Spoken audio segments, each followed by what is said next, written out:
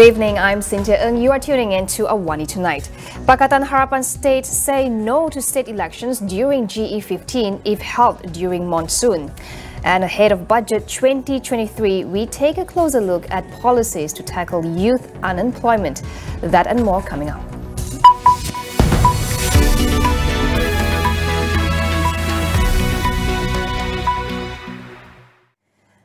Three Pakatan Harapan states agree not to hold state elections if Putrajaya decides to call for GE15 this monsoon season. The states are Negeri Sembilan, Selangor and Penang. Menteri Besar of Negeri Sembilan and Selangor as well as Penang Chief Minister through DAP's Secretary General Anthony Loke have said they would focus on tackling issues facing the people during flood season. Meanwhile, opposition leader Dato Sri Anwar Ibrahim confirmed this during the PH Presidential Council meeting today. He said it was also decided that the three states will not hold state elections until the flood issues are resolved, likely in February or March. Separately, Anwar said that PH will use its existing logo for GE15. Dewan Rakyat Speaker Tan Sri Azhar Azizan Harun has rejected the private members' bills of 17 MPs for a constitutional amendment to grant citizenship to children born overseas to Malaysian mothers. Among the lawmakers were Pengerang MP Dato Sri Azalina Othman Said, Segambut MP Hanayo, Lembah Pantai MP Fahmi Fadzil and Kuantan MP Fuzia Saleh. The bills sought to amend Part 2 of the second schedule of the Federal Constitution to insert the word or mother after the word father in Section 1B. The proposals, however, were rejected on the grounds that constitutional amendments cannot be passed without the consent of the Conference of Rulers. Azalina, who is also chair of the Parliamentary Special Select Committee for Women and Children's Affairs and Social Development, said the committee is ready to bring this matter to the Yang di-Pertuan Agong. In August, the Court of Appeal ruled that children born overseas to Malaysian mothers could be denied citizenship by operation of law.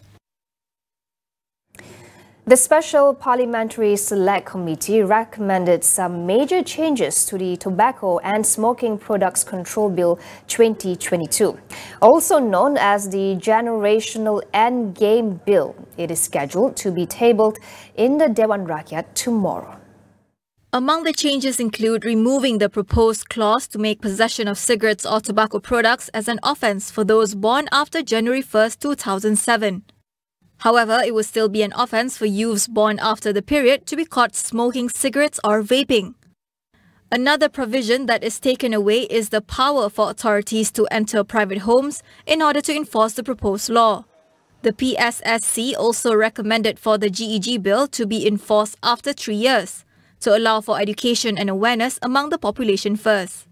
First tabled by Health Minister Khairi Jamaluddin in Parliament in July, the bill seeks to ban the use, possession and sale of cigarettes and vape products to those born after 2007.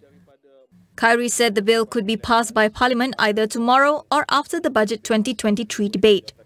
But he said it was uncertain if the bill would be tabled in the Dewan Negara if Parliament is dissolved.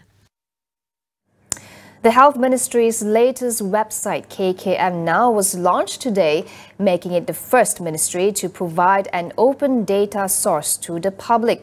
The portal, an expansion of the COVID Now website, features data and updates on the country's public healthcare system. Among the data available on the portal are nationwide medicine stocks, blood availability, hospital bed usage, diseases statistics and ambulance response time.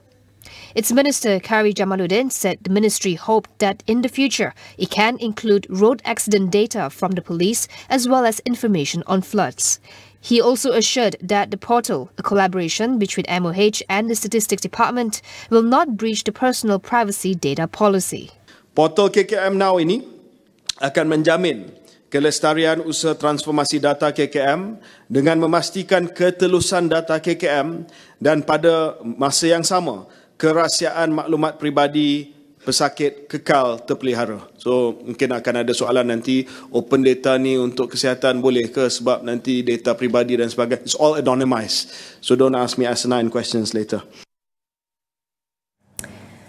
A total of 400 websites containing pedophilia and child pornography content were blocked by the Malaysian Communications and Multimedia Commission (MCMC) as of August.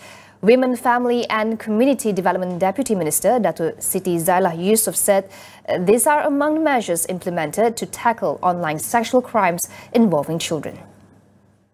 Another initiative is a campaign against online sexual crimes towards children, launched on September 4th this year. She was responding to a question by Lenggong MP from Barisan Nasional, Datuk Sri Dr. Shamsul Anwar Nasara, about the sexual exploitation of children in cyberspace. He revealed that as of September 18 this year, based on the Sexual Women and Child Investigation Division in Bukit Aman, over 600 sexual crimes against children below 18 were linked to interactions on social media and messaging apps. Zailah noted that sexual crimes among children was a serious issue, but the responsibility to protect children should not solely be on the shoulders of her ministry, but also parents and communities.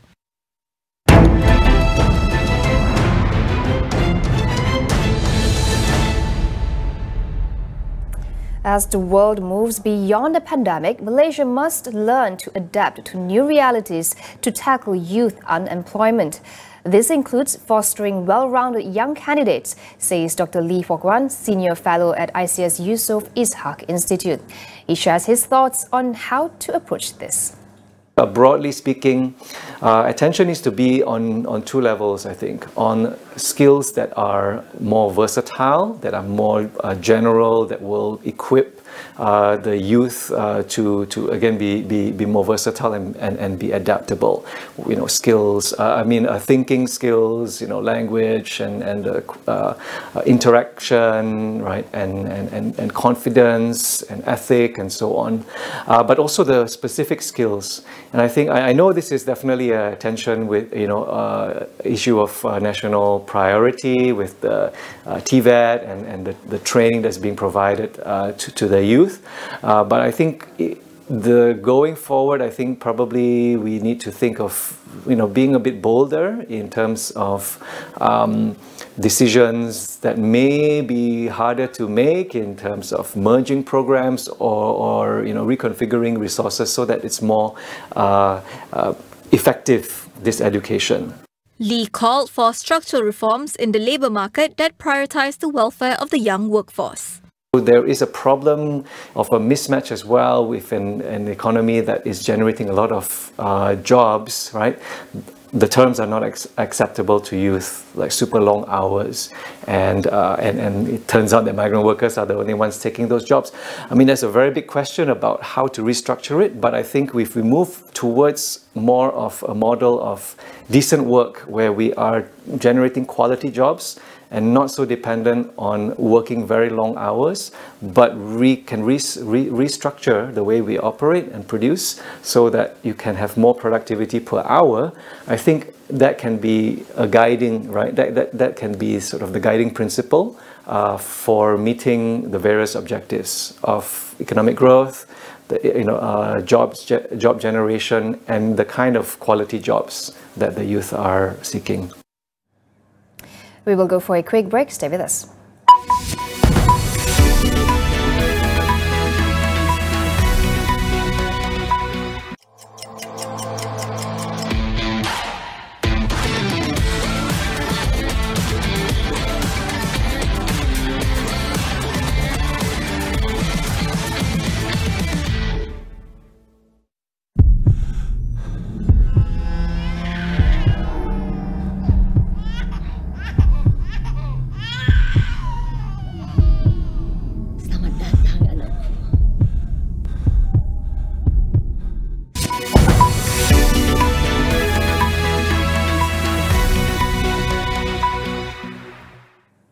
Welcome back. In an escalation of tensions, the US and South Korean militaries conducted rare missile drills this morning, a day after North Korea flew a ballistic missile over Japan. The two militaries launched a total of 4 missiles into the sea, on top of staging a bombing drill with fighter jets in the Yellow Sea. The South Korean Defense Ministry said the live-fire drill was aimed at demonstrating precision strike capabilities against the North. However, its military later issued an apology after one of its missiles had failed and crashed, sparking alarm among residents in the coastal city of Gangneung. On Tuesday, Pyongyang fired an intermediate-range ballistic missile further than ever before, launching it over Japan for the first time in 5 years. The launch prompted the Japanese government to suspend train services and issue alerts for its citizens to take cover. Now, over in Russia, President Vladimir Putin has formalized the annexation of 4 Ukrainian regions. He signed off a law formally incorporating the 4 regions, which represent up to a fifth of Ukraine, into Russia this morning. 2 chambers of Russia's parliament have already ratified the plan. Putin's signature was the final stage in the legislative process. Kiev and the West has described the move as an illegal land grab. Ukrainian President Volodymyr Zelensky also claimed his forces have made major advances in the past week, taking back dozens of towns and regions that Russia declared annexed. Along with the annexation, Moscow has recently escalated its 7-month war with a military mobilization and warnings of a possible recourse to nuclear weapons to protect its territory. The Kremlin has yet to determine the final borders of the annexed territory, although it does not fully control any of the 4 regions it claims, Donetsk and Luhansk in eastern Ukraine, as well as Zaporizhzhia and Kherson in the south. Ahead of Budget 2023, we take a closer look at empowering young entrepreneurs. President of Malaysia Digital Chamber of Commerce, Chris Daniel Wong, called for more awareness and access to financing options to help entrepreneurs scale their businesses. He also shares how they can start building a strong credit profile. I always encourage not only women, but also the youth. When you build your businesses, obviously you build your businesses from 3 types of capitals, which is your family, your friends, and your fans, your 3F. Yeah? So from there, you grow your business. But after 18 months, I encourage them to take a loan from the bank, whether it's 50,000 or 100,000 or 200,000. Primarily because you need to build your credit profile. Right? As you borrow from the bank, you return it on time. Whether you need it or you don't need it, you still have to get some sort of credit, especially a start credit card. All right? But credit card is more of personal. But when you have a business, it's registered. It's a registered entity with the SSM. So then you got to profile your company, not profile yourself. So a lot of people thought branding or profiling is about themselves. It's part of it, but profiling the company is the important part. So that brings me to the third part. So when you get a loan from the bank or financial institution for your companies, you begin to profile it. Then from that point onwards, the bank will actually have its own system whereby they say, this guy from this company will be ready for more loans, bigger loans and so forth. You can catch the full conversation ahead of Budget 2023 on a special program called It's About Youth, later at 11:45 p.m. with Saraya Mia and Fei Guan. That's all we have for you on AWANI tonight. I'm Cynthia Ng. Thank you for watching.